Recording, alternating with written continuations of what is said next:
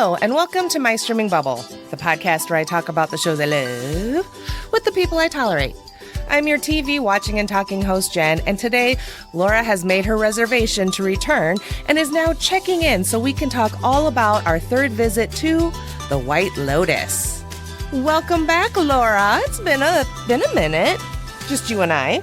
Yeah, I guess I was having too much fun staying at the White Lotus without you. It's very exciting at the White Lotus, so oh yeah, especially when somebody dies. Oh, of course, when somebody dies. I mean, that's the whole reason you go, right? Absolutely. That and for all the white privilege. Yeah, there's a lot of that. So much white privilege. But we'll go ahead and get this rig rolling. So from this point forward, we will be spilling all the spoilers.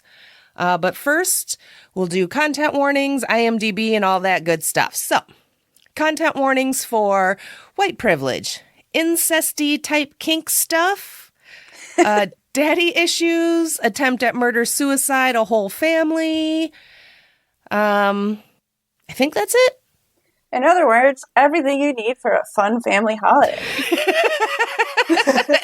Exactly. We need to turn that part into, like, the content warning into some sort of, like, ad or something. Oh, yes. That would be amazing. That would be hilarious. All right.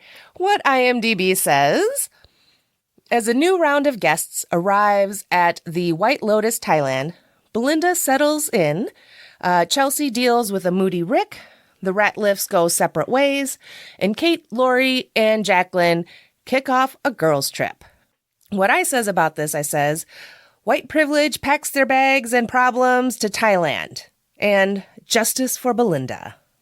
This was written and created by and directed by Mike White.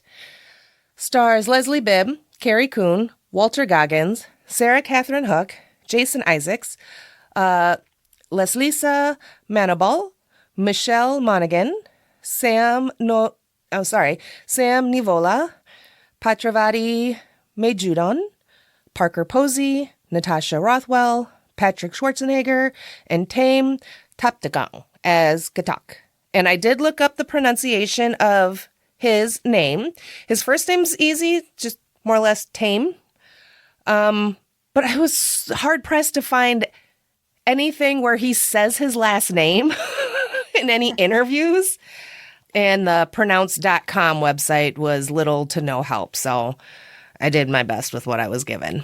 It sounded pretty good. Well, thank you. I also wrote it out phonetically, so I would remember. Good idea. Thanks.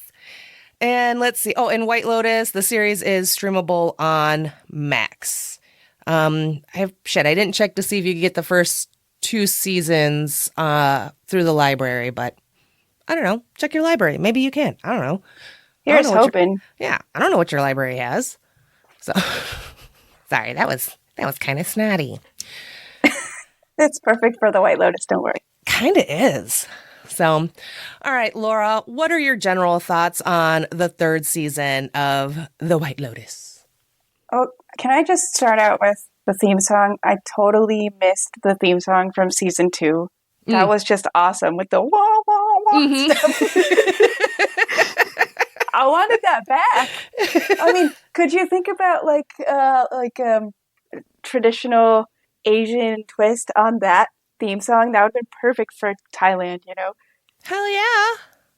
So, I was just like, because the theme song just set the mood in season 2, and I was like, oh, this is going to be great. And it didn't make the same impression on me.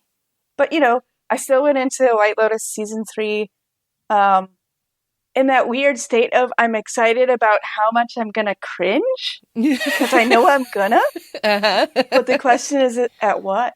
But I feel like the themes this season were a little more subdued, which is a weird thing to say when your disclaimer said incest-y stuff. Yeah.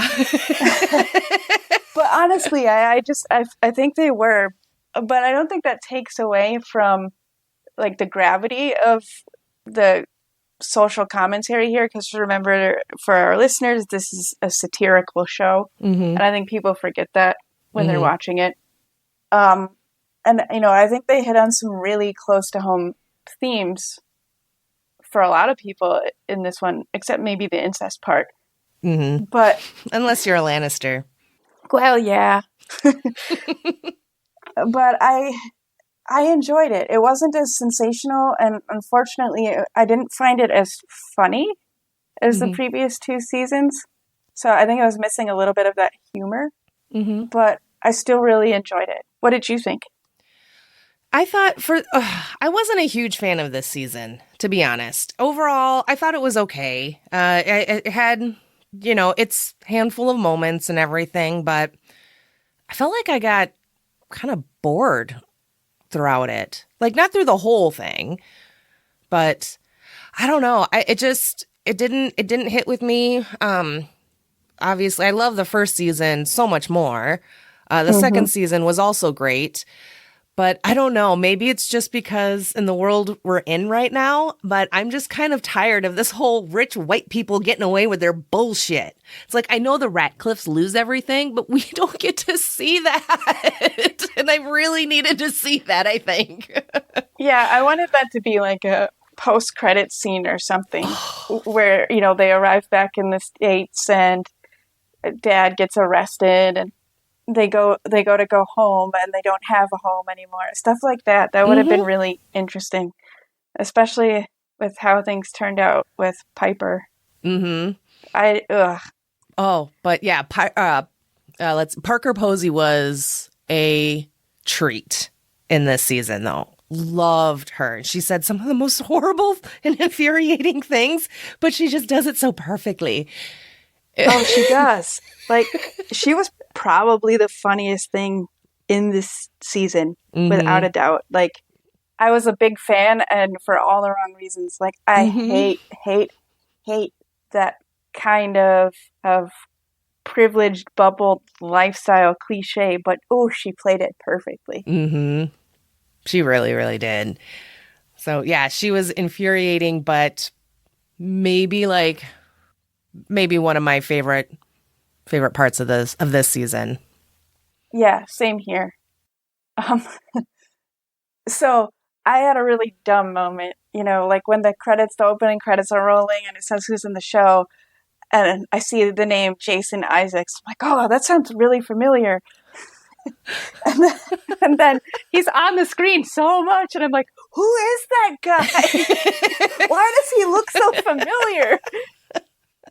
And it finally clicks for me on the last episode of the season. Oh my God, that's Malfoy's dad. Uh-huh. I'm just like, duh. That's hilarious. And it's like, I've seen the Harry Potter movies, not a whole hell of a lot, but I kind of had the same moment too, where I'm like, that guy looks really, really familiar. But I think I recognized him more from Star Trek Discovery than Harry Potter. That's fair. But yeah. Yeah. Either way, it was, I was like, hey, this is that guy. I know that guy. Yeah. But his southern accent totally threw me off. Yeah. Like, I did not know he was capable of doing that accent so well, considering I know that he's British. Mm-hmm. Well, and even he needs to be in more stuff. I enjoy him. Absolutely. Well, and even Parker Posey's accent was just like, what is this coming from your face? Maybe that's why what she was saying I just kind of tickled me, because I thought the accent was kind of odd.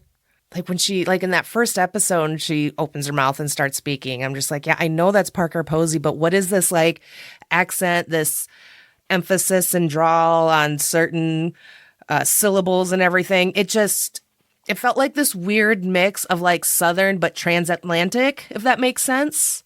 Yeah, like someone who travels a lot but is from the South. Yeah. And maybe that's what they were going for, because, they seemed like they were pretty wealthy. Mm-hmm. And normally they go to, what did she say, the Caribbean or someplace else, not Thailand, when they first show up. And I do have to say, full disclosure, I have not rewatched this since I first watched it several weeks ago. So that should also be kind of an indicator on how underwhelmed I was, where I was like, I don't Yeah, feel you like know I need what? to watch this I again. don't find this season rewatchable yet. Mm-hmm. Like, I agree with you. I think the pacing is slow, and there were a lot of underwhelming moments. Mm-hmm. But I think the struggles for most of the characters were all like internal torment, and I guess that would be difficult to portray in a suspenseful way on the screen. Yeah. I don't Yeah. know though. I'm telling you, it lacked the humor. It needed some humor. Mm-hmm. I would agree. And I wasn't sure if it was just me being like sensitive and like, this isn't funny because I'm sick of rich white people. No, Or, I don't think you're being overly sensitive. I just think it genuinely wasn't that funny. well, thank you. I feel justified then. So, And I think that was part of the yay. magic of the first two seasons. Mm-hmm. Like the Mm-hmm. hotel manager in the first season is hilarious in like the worst ways, but you are just along for the ride because you're like, oh shit, what's he gonna do next? And of course, Mm-hmm. Tanya, right? Oh, yes. The gays are trying to kill me. And The way she dies is just, it's perfect. It's perfect for her. So okay, so we're missing Jennifer Coolidge and shit, I can't remember the actor's name from season 1. I'm going to try and see I if I can can't find it either, right. but I wish he didn't. I wish he hadn't died because, Oh, like, I if they know. could have brought him back, man, that would have been chaotic mess. Hell yeah. Well, and then it's like, cause then what was he in? Oh, and then cause yeah, he was in season 1 of The Last of Us. Oh, you're right, And he was. it took me a minute. I'm like, oh my God, that's the guy that shit in a suitcase. That's what we remember him for. Of all the things he did, that's what we remember him for. It was the most memorable and traumatic. Yeah. He's a I poop. mean, I'm not good with the whole visualizing stuff, and yet somehow that scene lives rent-free in my head. So there you go. Murray Bartlett is the actor. Well, kudos to him because he made such a memorable impression on all of us, I'm sure. Yeah, I don't think his performance and his character could ever be topped.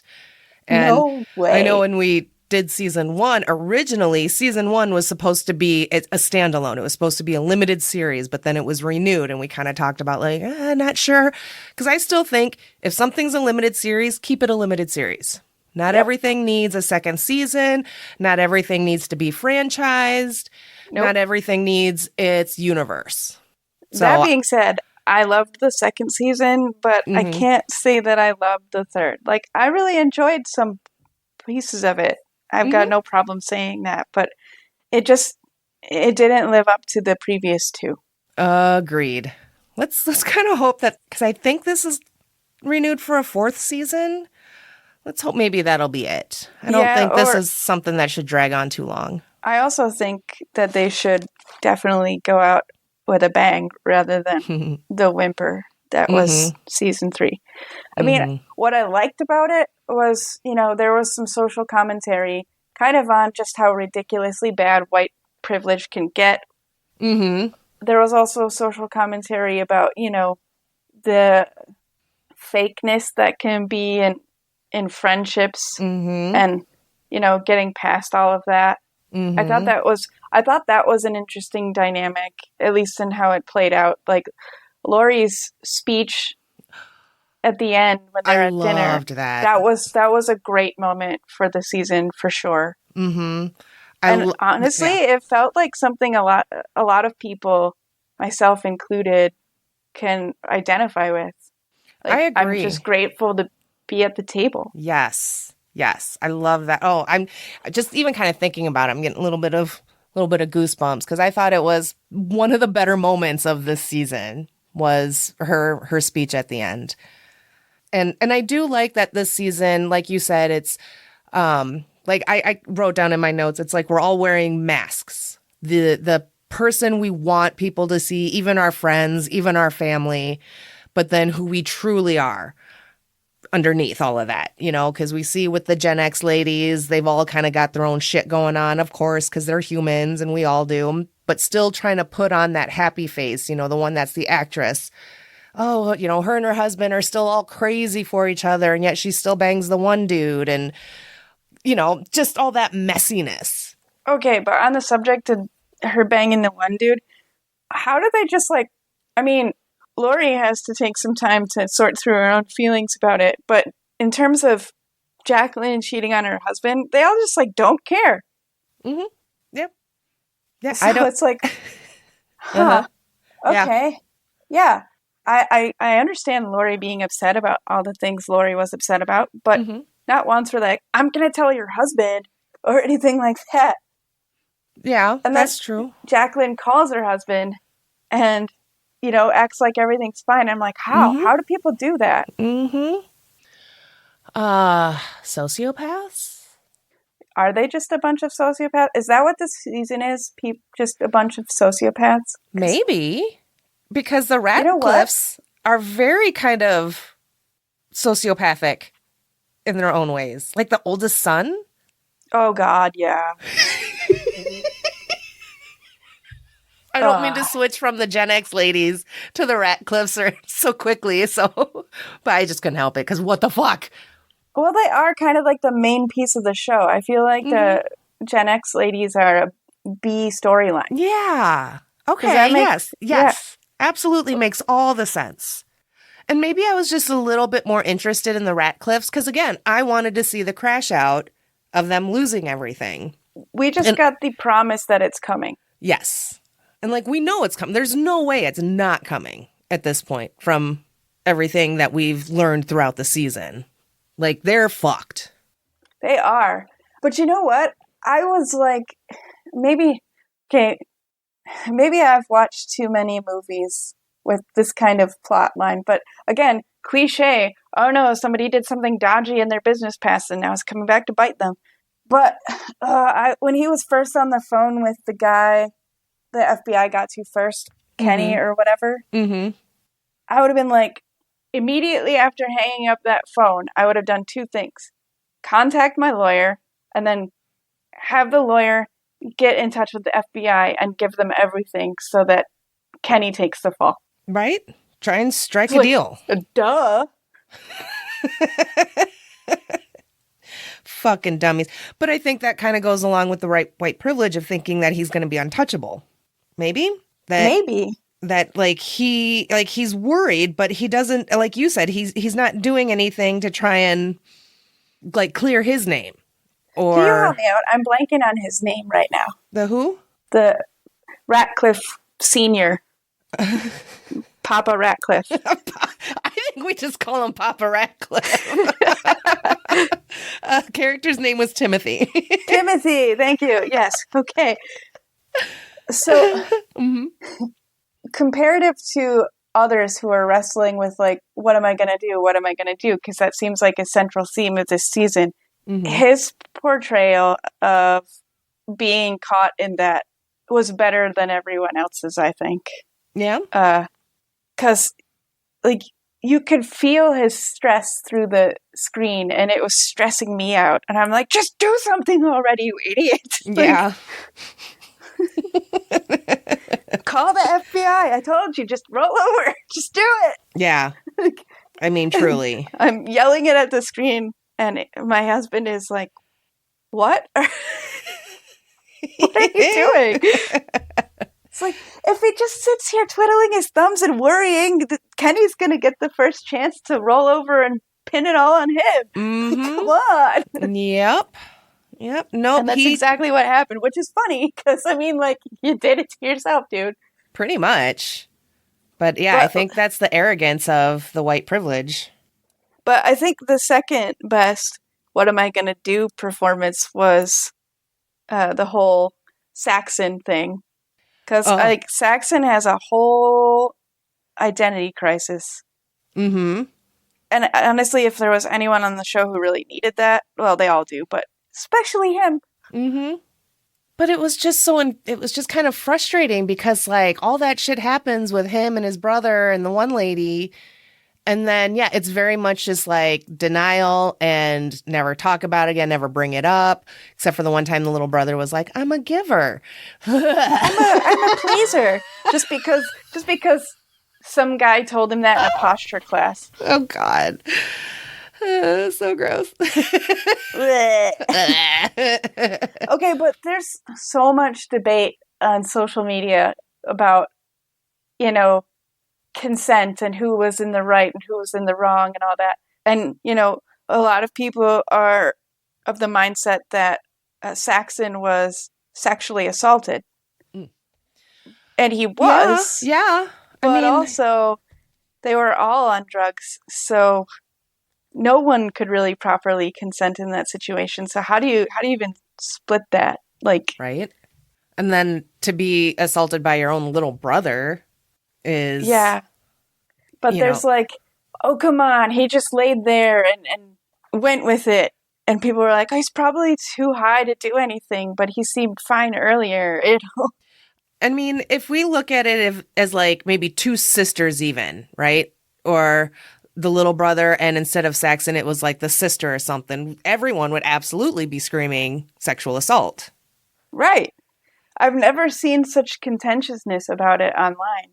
Mm-hmm. And I find it hard to play devil's advocate on this one because yes, they were all on drugs. Yes, they were all drinking. Yes, you could argue that Saxon made boundaries in that area blurred first, but none of that makes sexual assault okay. Exactly. And just because he's the little brother, that doesn't make it okay either. Right. But I do think that if it was switched around and it was the older brother doing that to the younger brother, I think people would be a little more united in it being sexual assault. So do you think because it's the character? Because Saxon was just such a character anyway? Yeah, because he's a hornball with no boundaries. He's older and he was guiding his brother. And yes, they were all on drugs. So I guess that is some magic recipe to make a large number of people okay with that. Not okay, because it's still, incestual and everything, but they don't see it as sexual assault. They see Lachlan as the victim. He was being groomed by his brother to be this way, and then he was this way, so therefore he's the victim. And I'm just I don't see that. Sorry. I don't know that I'm 100% on board with all of that. The grooming stuff, possibly. I think it gets a little murky because it's older brother, younger brother kind of thing. And the older brother, Saxon, is just such an outgoing, loud personality type. Very kind of that macho, ick type. And him thinking that's just alpha male. Yeah. Yeah. And maybe just also wanting to find a way to try and connect with his little brother because they're complete opposites. Phrasing. So, I mean, I guess I could see the grooming thing, but I guess I didn't see it that way when I was watching it. I just thought it was an older brother just kind of being I guess grooming is fuck. Because Saxon really was trying to get Lachlan to be more like him. Yeah, and there was this weird dynamic between Saxon, Lachlan, and Piper. Mm-hmm. And that Saxon and Piper seemed to be vying for their brother's attention and time. Mm-hmm. And I don't get that one. I don't get that dynamic at all. Why are they so dependent on having his company? I don't know. Maybe because he is just that loud type A personality. He's favored by mom, it seems like. She just kind of excuses everything he says and does in that first half of the season. It's she more or less is just kind of oh, Saxon. It's okay. And I guess with Lachlan, he is the middle child. So... I thought he was the youngest. He is. You're right. Youngest. He is. You're right. The daughter was the middle child. Sorry, I guess I went through the season thinking he was until at one point, and then I just Didn't No, care he enough like to commit it. freshly turned 18 or Yep. something. Yep, because then she was just she wanted to stay in Thailand for her gap year or whatever, Yeah. which was like that next year. So that's right. Oh, the Ratcliffes, the siblings. Oh, Jesus fucking Christ. But yeah, I guess, like I said, I see the comments about Saxon grooming Lachlan. I can see it. I don't know, again, if I'm 100% on board with that. No, I'm not either. Like, I'm not saying that, Saxon didn't create a weird dynamic to begin with. Mm-hmm. But Lachlan took it way too far. Mm-hmm. And I was confused at Lachlan's remembering of it too, because at first it seemed like he remembered it and he wasn't ashamed of it. And then it seemed like he had forgotten and he started remembering properly later on. So it was like, which is it? Was he being honest when he said he didn't remember? Or, yeah, I'm still just not sure. I just think it was a matter of just them having been all fucked up and the night just kind of being blurry. And yeah, not remembering things clearly until he's at the temple with his sister and kind of has that moment of meditation to clear his mind. And then that all kind of comes back. And then realizing like, oh, that wasn't just like me banging this girl, my brother in this, my brother in the same room. Which is weird. This in was and of a itself. full Sorry. three, right?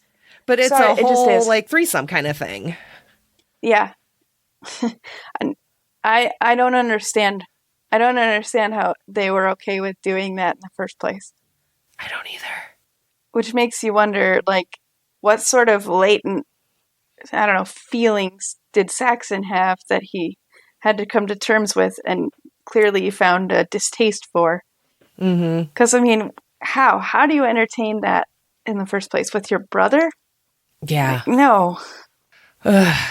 Yeah, I don't know. It's icky. I did not like And if it. that's what Mike White was going for, he accomplished it. Mm-hmm. Mm-hmm. Somehow it was more icky than the whole Lannister thing from Game of Thrones. Isn't that weird? Yeah. It was. I don't know, because maybe Game of Thrones, it's medieval times, so it's a little bit more expected. Well, also not twins, as surprising. So they're the same age. And they definitely weren't on drugs, which somehow makes it better. I'm so confused. Better or worse? Like, where's the line? I'm so confused. But there is no line. Yeah. I was so grossed out by the whole Saxon and Lachlan party night. Just yuck. Yeah. And maybe it was easier for me to feel that way because like I'm a twin, so like with there are scenarios where we could be at the same parties and stuff like that because same stage of life at the same time. Mm-hmm. And I'm just like, how do you go from I'm partying and having a good time and doing some drugs to let's have a threesome together with this girl, brother? What could go wrong? And I'm just like, oh, that's so wrong, gross. I don't know. Although I did think it was hilarious, like that next morning when Saxon goes down to the pool and he runs into Chelsea and the other girl, Chloe. Yes. And Chloe kind of starts filling him in on what all went down. And I just loved it too, because they're like, yeah, you were jerking off your brother. And Chelsea's like, no judgment, kind of like to each their own. But then when he fucked up, Chelsea looks at Chloe. She's like, what the fuck? Yeah, I got to admit, Chelsea was great value. And I'm sad that she can't come back. Yeah. Okay, before we move on to Chelsea and Rick, Piper, what'd you think of Piper's whole storyline? It was predictable as fuck. Yeah. Sorry, but it was. Yeah. And it was like, oh my God, I'm going to lose my white privilege. Boo-hoo, I can't live without it. Mm-hmm. I'm just like, well, tons of people do. Get used to it. Yep. I guess it was predictable, but I was still kind of holding out hope that she would stick to her guns. Because I didn't want to give their mom that satisfaction of being right. Oh, I don't know. Her smug face was worth it. Oh, God. Yeah, I mean, again, it's Parker Posey, so I'm conflicted there. I mean, you hold on to that smug face while you lose your house. Mm-hmm. God, Hold that was on to such a that great moment. smug face. That was such, oh God, that was a great face. I also wanted to punch it real bad. I know, it's wonderful when actors can make you feel that way. Yeah. But yeah, with Piper, predictable and disappointing. Yep. That's pretty much all there is to Piper's story. All right, so Chelsea and Rick, what'd you think of these two lovebirds? Can I just reassert that Goggins looks way better as Radioactive Man in Fallout? Because he does. Right? How is that fucking possible? No offense, of course. I don't mean to be a jerk about it, but I'm just like, he looked so unkempt and haggard, and I know that he was supposed to, because he was like not there for a holiday. He was there to supposedly chase down his father's killer. But still, I was like, ew, just ew. I think too, it's like you were kind of saying, it's just the way the two characters carry themselves. Because, like, yeah, his radioactive guy character and Fallout, oddly hot, like sexy, not temperature. I know, but I like, don't understand it. I'm so confused. Like, I was like, how is this the same guy? Because this guy is like repelling me. But Radioactive Man, I'm like, oh yeah, that kind of works. It's all about personality. So and the kudos confidence again to the actor, because wow, I've had such a weird range of feelings here. Yeah, thanks for that, Walter. Why do I want to fuck your Fallout guy? But I have nothing towards Rick. Nope, nothing at Absolutely all. Absolutely nothing. Chelsea, so when it comes, on the other hand, she was a cutie patootie. I loved her. Every moment on screen was awesome with her in it. And she just kind of I just kind of enjoyed her more and more every time. Yeah, you know, same. But the way things ended for them, again, totally predicted it, and I hated it. I hated it so much. 1000%.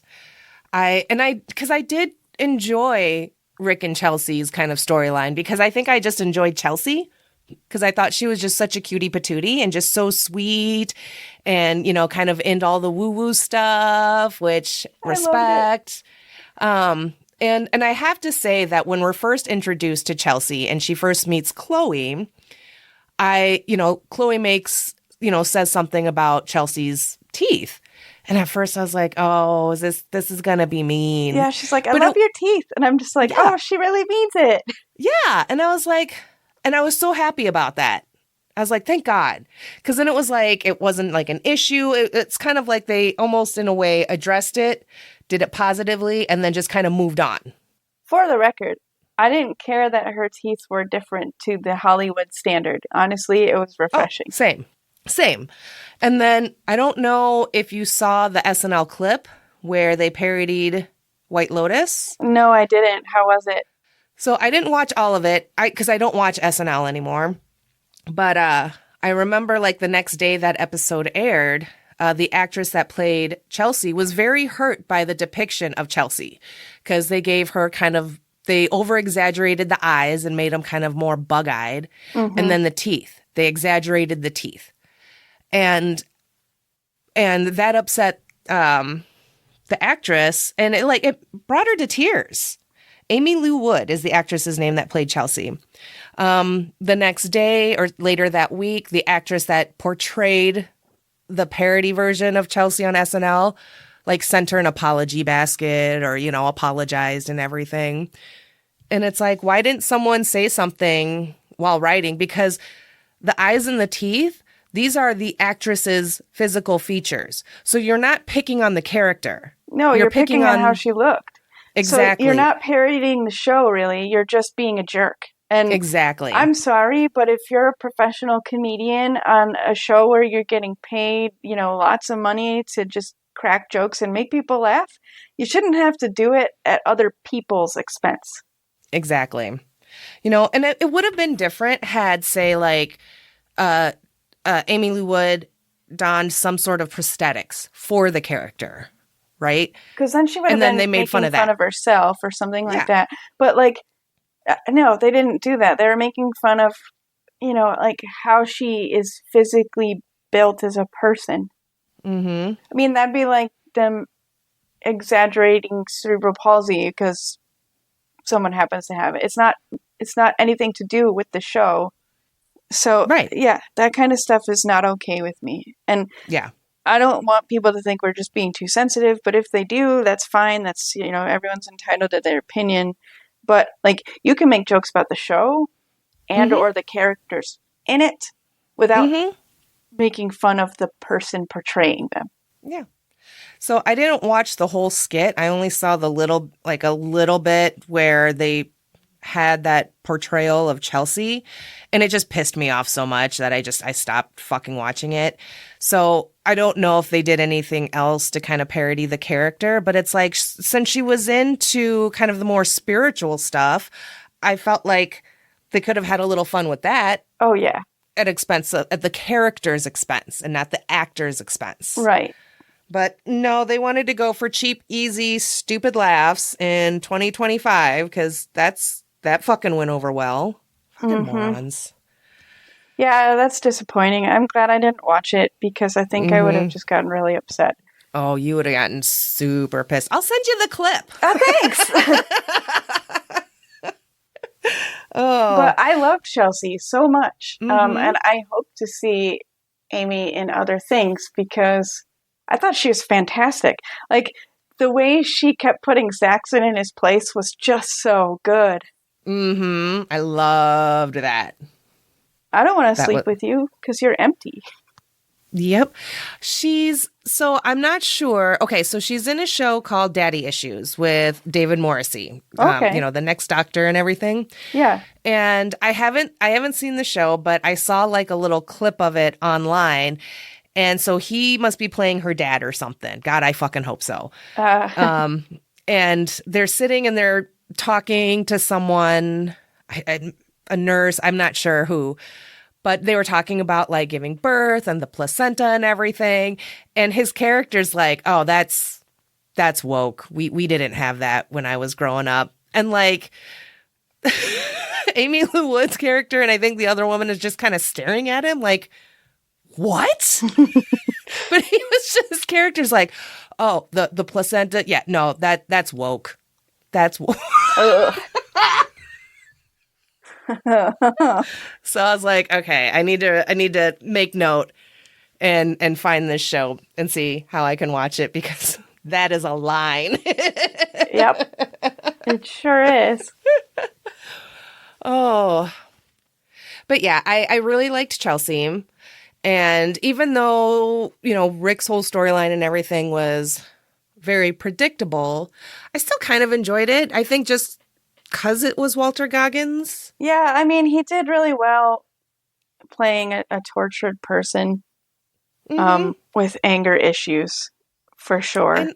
And I feel like those small moments of being open, honest, and vulnerable with Chelsea, that was kind of nice. I felt that to be quite refreshing. And with his therapist.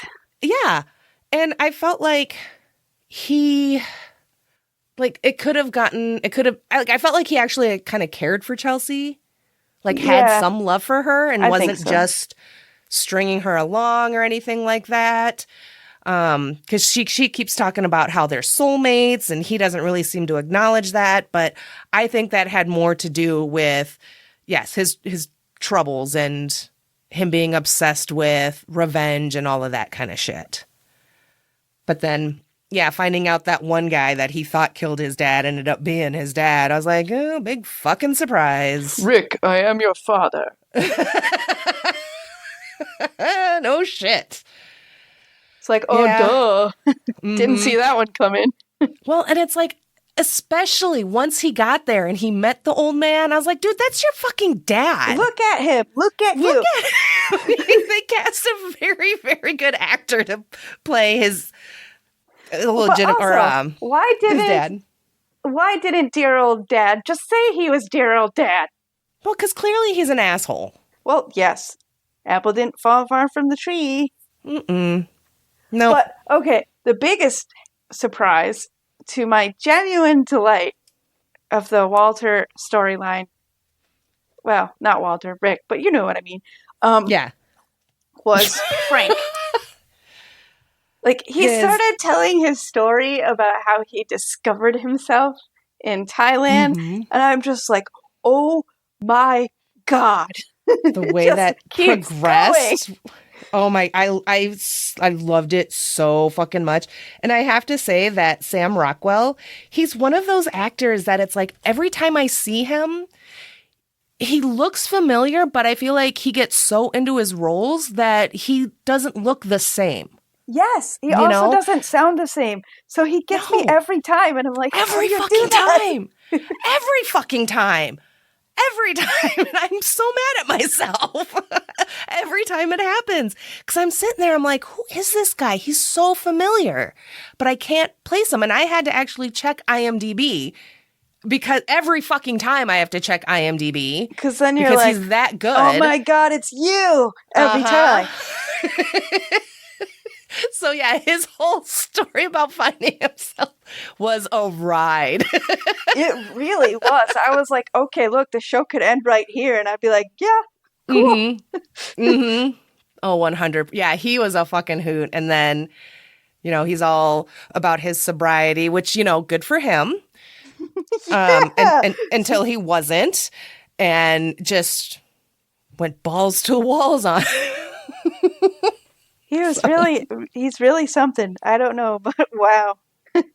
Yeah. Sam Rockwell is, I fucking love him. He's so fantastic. When I do figure it out, it's him. I'm like, oh yeah, I love you. See you next time when I can't remember who you are. Exactly. So, all right. Belinda, we get Belinda back. Justice for Belinda, because I know we were screaming that at the end of season 1. Well, she got it. I'm very happy for her. With her fresh out of business school son.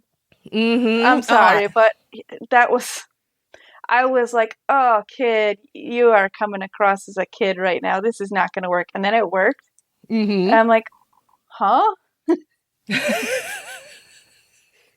I know. I was really worried there for a while. Because I'm like, oh my God, Greg's not going to fall for it. They're all, because it's like, I was just, the only person I didn't want to die, didn't want the dead body to be, was Belinda.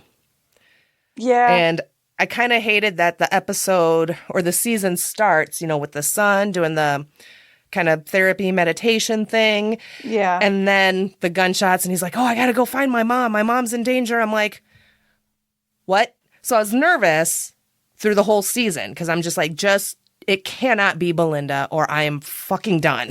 They did totally set that up as a red herring. Mm-hmm. So I'm glad that it wasn't. I'm so happy for her. I'm glad that she got the money out of Greg. I hate that Greg still kind of gets away with Tanya's murder and doesn't, doesn't get any justice.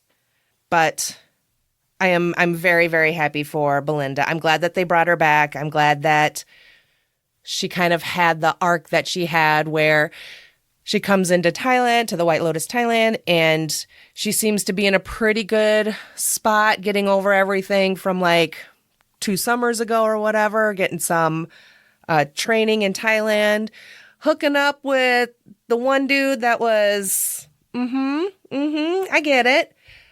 Yeah. Very happy for her. And, she has a great relationship with her son. But then, yeah, once she realized that it was Greg. I got real fucking nervous for her, but I'm glad that all worked out. Still wish Greg would have died. Yeah, that was a bit weird. And then, like, his big reveal was he likes being a cuck. Okay. Mm-hmm. Okay, Sure, yeah. sure, Greg. Mm-hmm. You do you, man. I mean, Gary. I mean, whatever your Gary. name is. I don't know. Yeah, whatever the fuck. I will say, though, I was disappointed. The one moment I was disappointed in Belinda was they get the money and she goes to the one guy that she was sleeping with, the other like massage therapist that she was like shadowing or whatever. And porn chai. That's And she's right. like, I was like, oh, what is his name? Because I was laughing when she kept on saying it. Like, I was like, you could make a drinking game out of this. yes. But yeah, when she's like, oh, because they had talked about opening a place or her helping him open. Basically, she Tanya'd him. She made did. him Belinda, and she made herself Tanya. And Except worse, because she slept with him, too. Mm-hmm. But it's like, I kind of get it because it's like you got the money, you need to get the fuck out of Dodge. But it's like, did Belinda leave Porn Chai any money? Like Tanya left her money? Probably not. See, that makes me... Probably not. No, because the money had just been wired. It's not like she had cash on her. So, correct. But I was kind of bummed. I was just like, oh, you get like $5 million and all of a sudden you forget what it's like to be $5 million poorer. Yeah. It's just, I was like, oh, but he was so nice to her and he helped her and he genuinely liked her and believed in her. Mm-hmm. So I didn't like how that all kind of came around in that kind of full circle kind of way. But I'm still happy that she didn't die. And I'm happy that she got all the money. And now I want justice for Porn Chai. Oh, man. I don't know how you'd give him that. I don't either. I don't know. But yeah, I remember when they announced that Natasha Rothwell was coming back to play Belinda. I was like, oh, thank God. Yeah. Yes, we get the closure. I was kind of hoping they would keep it a secret, though. That would have been a fun surprise, huh? Yeah. But, man, I thought Porn Chai was adorable. Mm-hmm. You know who else is adorable? Gatak. Yes. The security guy. He is so adorable. He is so absolutely nice adorable. And he's got the best. He's so smiley and just happy. And oh my God. So in trying to find video clips where to get the full pronunciation of his first and last name, I went down a small rabbit hole on TikTok, and that boy can sing. Really? And yes. And so as I'm watching all these videos, I'm kind of crushing on him more and more. He's got that smile. He just comes across as super sweet. He worked as a security guard for many years, as like had many security type jobs. So these are just the random things I learned. But I loved him. I thought he was so sweet. I'm just like, if anything happens to Gatak, I am going to fucking rage. So the whole scene with him, the whole part about him losing the gun, like first getting the gun, then losing the gun because Papa Ratcliffe stole it, and then Gatak trying to get it back. That was probably the most nervous and nerve-wracked and suspenseful moment for me in the entire series, was when he's in their suite, their villa, trying to find the gun. Okay.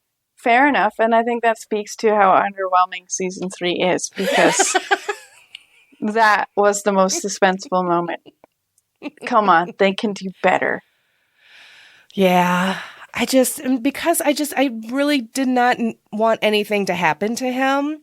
I was very invested in this character because he was just so sweet and adorable and so cute and flirty with Mook and everything, and I was just like, protect this man at all fucking costs. I know. I really loved him. And at the same time, I'm like, oh my God, his storyline is so boring. It kind of was. But I didn't care because he was just almost always smiling in every one of his scenes and just being a cutie patootie. Yeah. So, and then I did like Mook, but I was a little disappointed because she definitely seems like she's chasing money, Yep. or at least someone with more ambition or go-gettingness or whatever. Because there was the one part where he had been offered a job or something and he had turned it down. And all of a sudden then she's like, oh, well, I guess I'll see you around. It's like, ugh, don't do my guy that way.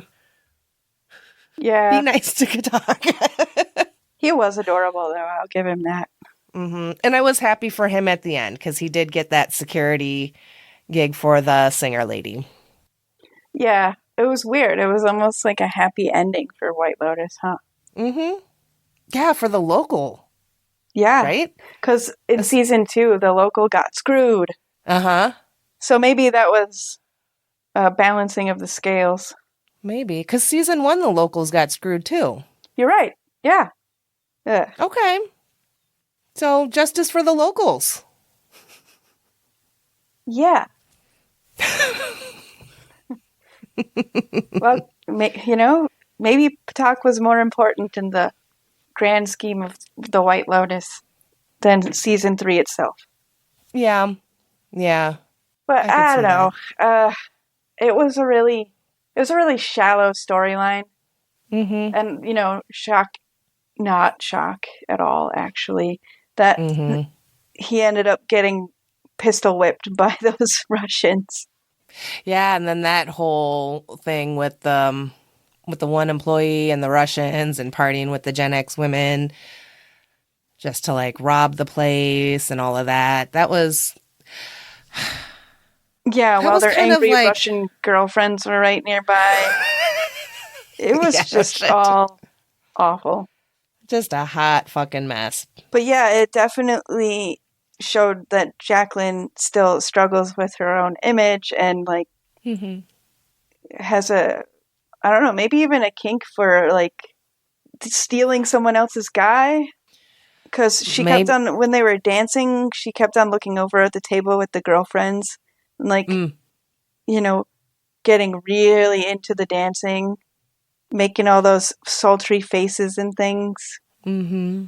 It just... Yeah, maybe just trying to prove something to herself, you think? Yeah, it was like she needed external validation. Well, because she's the one that like went through the divorce and everything, right? Because there was the one that she's got the kids, she's living in Texas. Oh my God, when she admitted to having voted for Trump, that face that she made. Yeah, it was like closed eyes smile. I'm like, another face I want to punch. What was her name? I didn't even know because I just disliked her so much. Like, you are not worth my time, lady. Kate. Yeah. So, pretty basic. No, Lori's the one who went through a divorce. Jacqueline was the one who recently married a younger celebrity. Yes. Yeah. Yes. I'm sorry. I was getting those two completely confused. No, you are correct. My bad. Yeah, I was just like, ew, you shouldn't need this to feel good about yourself. Mm-hmm. But some people do. I know, I get that. And it is what it is. No judgment. No, it's a common self-esteem issue, right? Mm-hmm. Oh, absolutely. And I think even when people make kind of that broad statement of like, well, I don't give a shit what people think or anything like that, that's not always entirely true. No. I don't think. I think there's always a little bit of, I worry about what people think. Because, like, what if you end up being that asshole that thinks they can turn left at a stoplight and then it turns yellow and you're stuck in the fucking middle of the intersection? You're worrying about what people are thinking about you in that moment. Like, they're just like, you're an idiot. Yeah, exactly. Like, you'd be like, I'm sorry. I hate that. That is like that is a nightmare. That is a social nightmare. Ugh, you wouldn't like driving out on the East Coast then? Absolutely not. I don't even like driving around in the no coast area. The no coast. We should put that on our license plates. Yeah. The no coast region instead of the Midwest. I like it. Yeah. No, when I went to Boston for work, it was just a nightmare. And, the crowded streets in Thailand kind of brought me back to that a little bit. Mm-hmm. But not in the same way. But the way that the three women handled getting squirt guns, ruining their makeup or whatever, their outfits was just, again, it just spoke of privilege. Like, if I was in that situation, I'd be like, this is fun. I need a gun. And I'd find a squirt gun and I'd get them right back. Exactly. I don't care. I think that was just another moment, too, for that was just a win for the locals, right? Because they kind of get their revenge in a way of being able to just like kind of single out these obvious tourists and just letting them have it. And then the more they're more upset they get about it, the more they're, on them. Yeah. Squirting them with the squirt guns, spraying them with water and all of that. I don't know. That just looked like a lot of fun. I loved it. I don't know why they were all like, no, I don't want to get wet. I'm on vacation where I've been swimming and all this other stuff. Ugh. Yeah, that was disappointing from those three. It's like, live a little, geez. I would have been like, this is so cool. They have some sort of squirt gun festival. Right? Just get into it. Just enjoy what the locals are doing, maybe get a little more information and have fun with it. Right. And again, if this was their attempt at creating humor or suspense, it fell short. Yeah. I don't think it was, I definitely didn't find it suspenseful. I did think it was kind of funny though. Yeah, I didn't find it very funny because I'm like, wow, they're overreacting.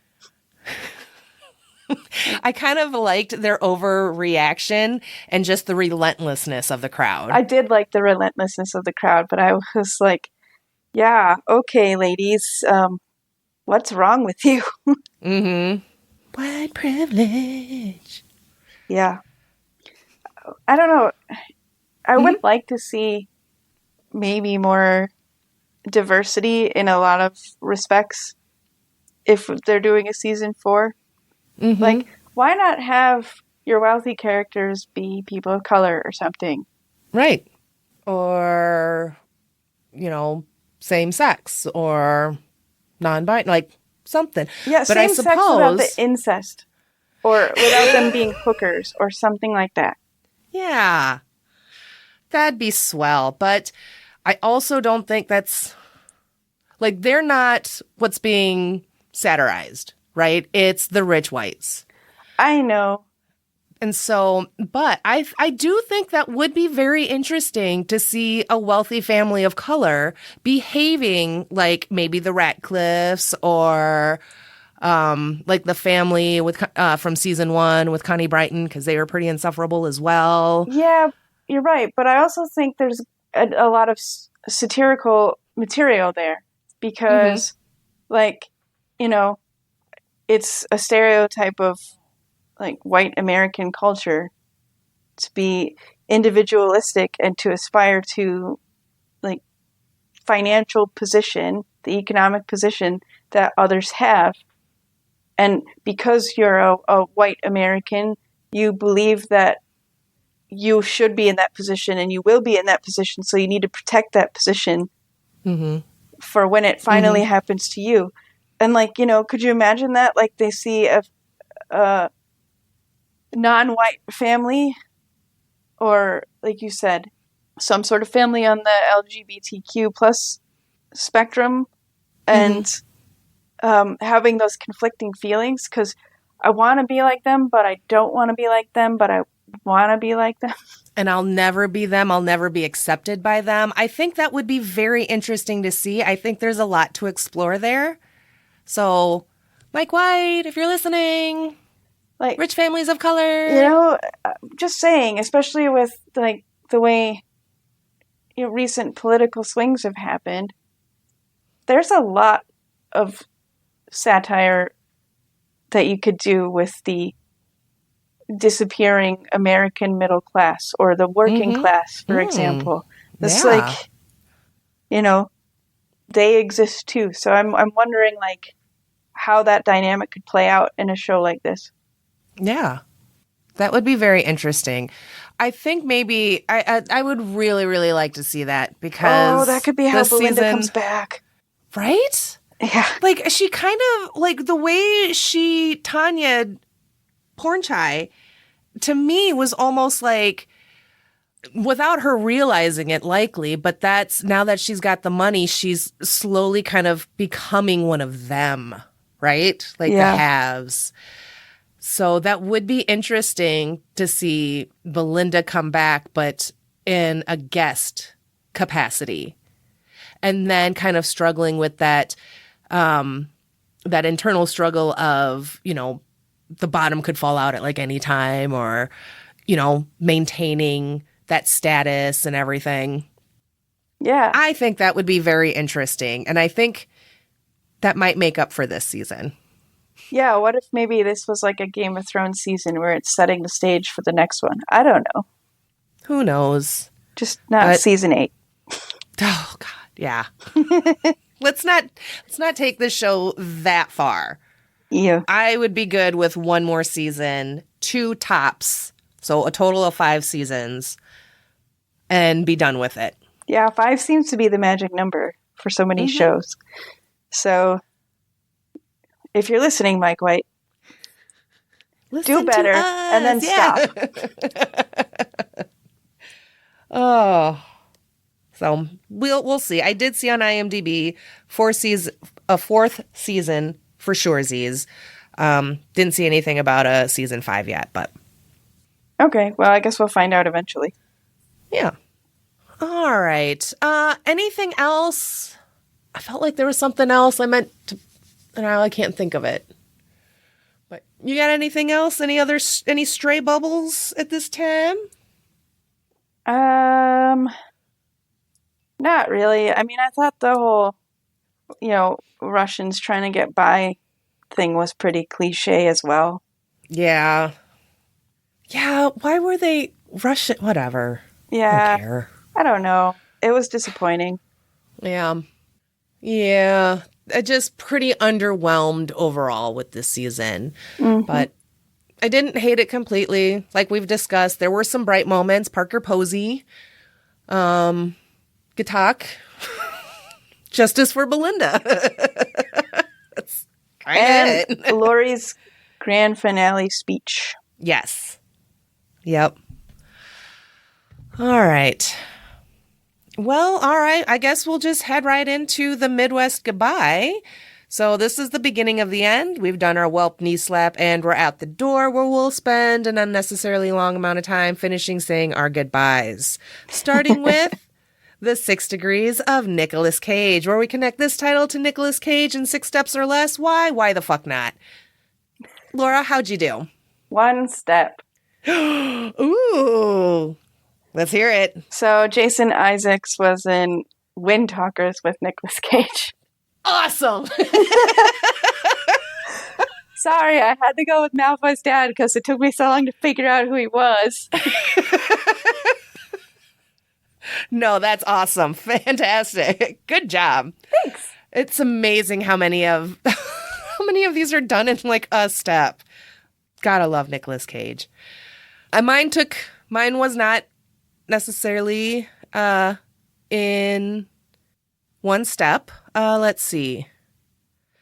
Give me a second because it could be in 1 step, but maybe it isn't. Well, because I'm looking at it and I was like, did I not finish writing that out? Why does that look like an incomplete sentence? So give me a second. I got to make sure my stuff is correct. Fucking hell. Okay. Oh, that was the name of the movie. All right. So Amy Lou Wood is in Daddy Issues with David Morrissey, who is in Captain Corelli's Mandolin with Nicolas Cage. Oh. Ooh, Captain Corelli's Mandolin. I haven't seen that movie in ages. I don't know that yeah, 2001. All right. So there we go. I got there. Nice work. Thanks. All right. Up next is what's been streaming in your bubble. So let us know what you've been watching or maybe reading, any games you're playing, what you've been up to. I haven't been doing a lot of TV watching. Surprise, surprise. But I have been reading the Dresden Files. Oh, how's that? I'm enjoying it. It's a not so charismatic detective who's also a wizard. Nice. And it's a really good blend between, detective stuff and wizard stuff, and I really enjoy it. It's by Jim Butcher. There's way more books than I've read. I think I'm on the 5th one, and there's like at least 12, probably more. Oh, wow. I don't know. So you're just working your way through the whole series? Yeah, I'm making my way through the whole series. If you listen to the audiobooks, they are Harry is played by, and the books are read by James Marsters, who you might know as Spike from Buffy and the Vampire Slayer. Interesting. Very cool. In an American accent. Okay. How's that sitting? Is it like weird or? No, it really works. And you know what? He's a much better voice actor than I realized. Well, right on. Oh, there's 17 books. I'm like Jesus. 5. And then is it like a series that's still going? Like I think the writer's still pumping out books? Okay. Yeah, I think so. You'll be busy for a little bit. Yeah, it's been nice. It's a good way to wind down after a long day. Nice. Well, right on. For me, it's just been a lot of like pod prep stuff. I recorded an episode for It's a Fandom Thing covering The Bear, seasons 1 through 3. Oh, nice. So I got to rewatch that.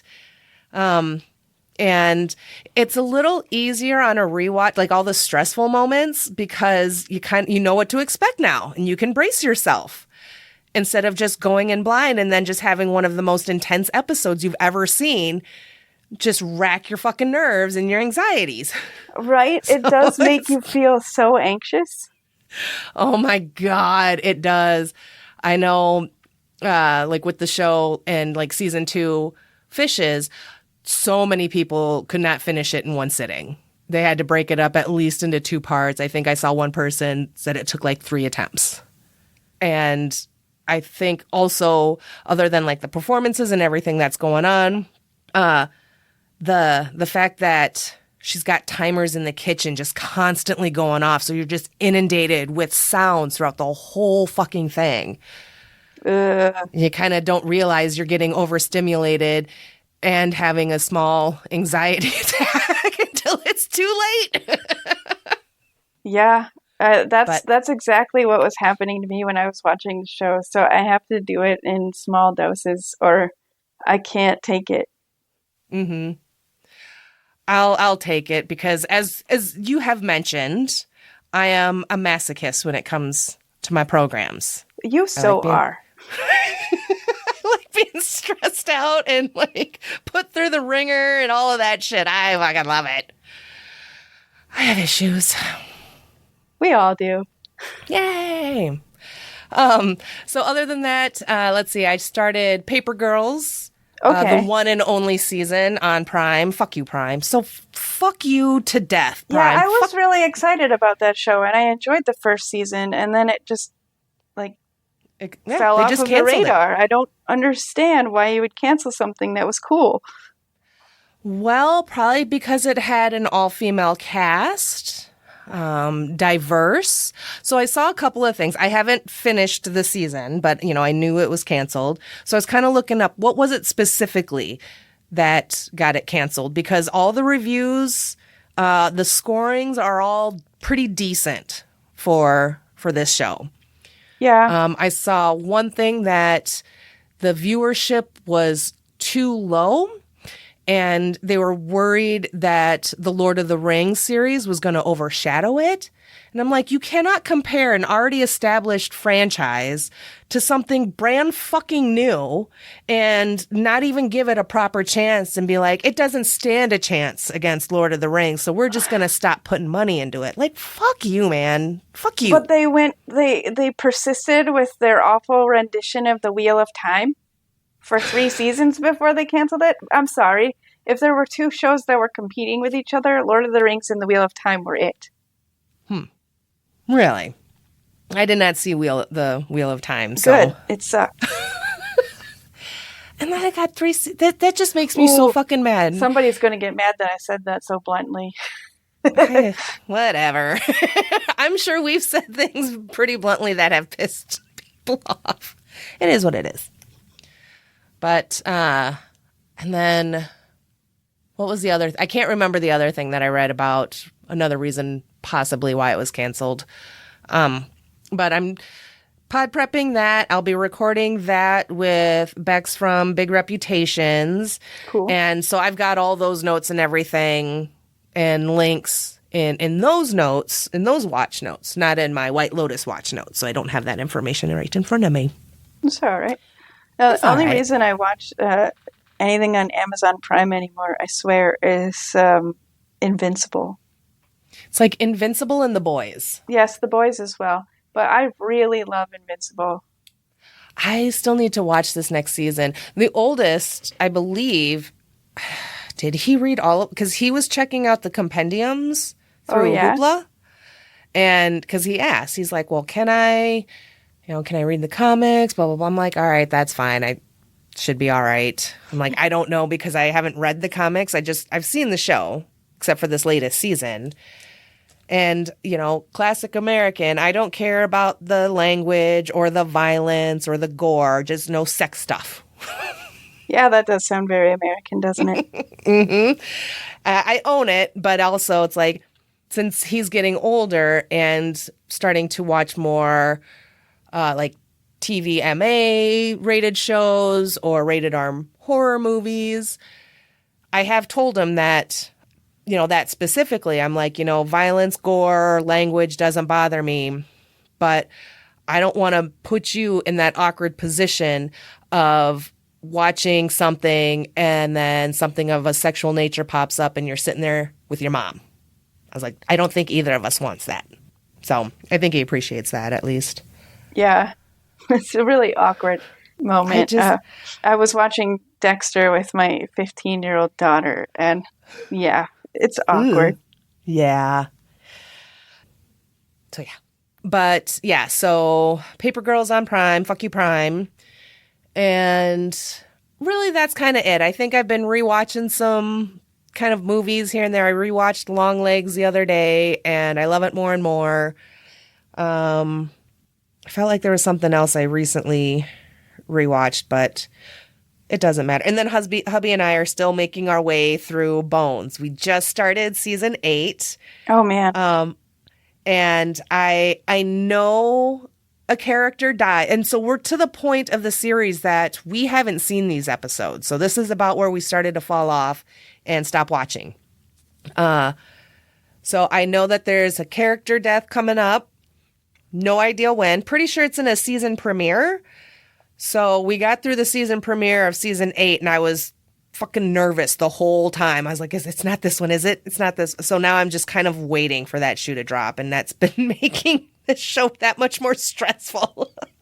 Well, so of course like I said, it. you're a masochist. So you're doing this to yourself.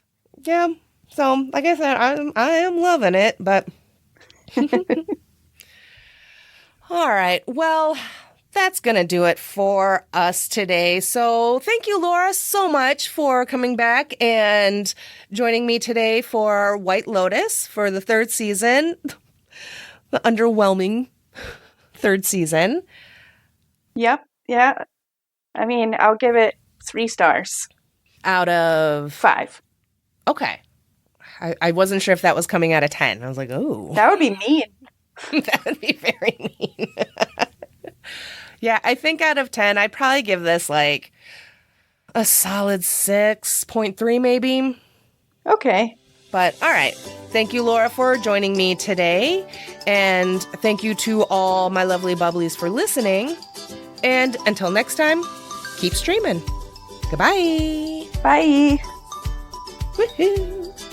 If you're enjoying this podcast, be sure to let me know by rating and reviewing on a podcast player near you, and by sharing your favorite episodes with your friends, family, and mail carrier. Then be sure to follow me on all your favorite socials like Facebook, Instagram, Threads, and Blue Sky. Just search My Streaming Bubble and I should pop on up there for ya. If you have suggestions on what I should stream in my bubble next, or you want to be tolerated, send an email to mystreamingbubble@gmail.com. Looking for merch? Stop by my Redbubble store where you can find and buy My Streaming Bubble stickers, hats, shirts, and more. You can also head over to buymeacoffee.com and, well, buy me a coffee. Need more podcast me in your life? Then be sure to check out my other podcast, Twin It to Win It. That's a monthly podcast that I co-host with my podcast brain twin, Erin from It's a Fandom Thing, where we test our twinningness by trying to guess if we both feel the same way about different horror movies. You can find and follow us on Facebook, Instagram, Threads, and Blue Sky. And most importantly, you can listen, rate, review, and share from most podcast players. Thank you for your support, and keep streaming. Goodbye.